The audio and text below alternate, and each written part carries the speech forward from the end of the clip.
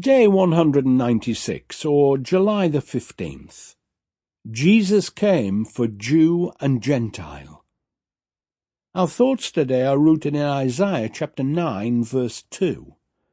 The people walking in darkness have seen a great light. On those living in the land of deep darkness, a light has dawned. First, the big picture surrounding this verse. At the same time as the Assyrian hordes are threatening to totally wipe away God's people as they sweep in from the north, Isaiah talks about a people who are walking in darkness, seeing a great light.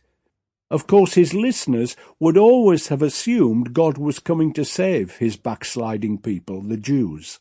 But Isaiah is talking about those unclean people who the Jews often referred to as dogs. He meant the Gentiles of Galilee.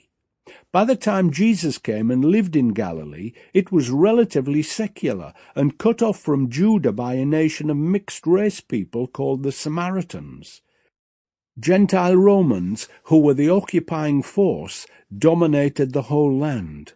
All the good religious Jews lived further south in Judah and worshipped in the temple there. And now today's action step.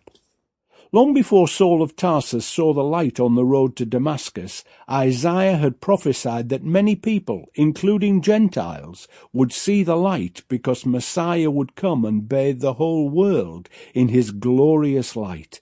I love watching some of the medical dramas on TV, but always ask my wife to make sure I never go into any of those hospitals because no one ever gets out alive.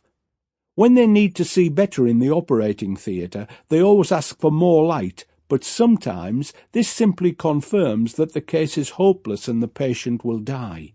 However, when God's light shines into our lives, it is not to condemn us, but to reveal all that needs to be cleansed and renewed with the Holy Spirit's help. Don't ever be afraid to open yourself up to God's brilliant light, because that's the first step to being made whole. His light never uncovers a hopeless case. It often recovers and heals a case that previously had no hope.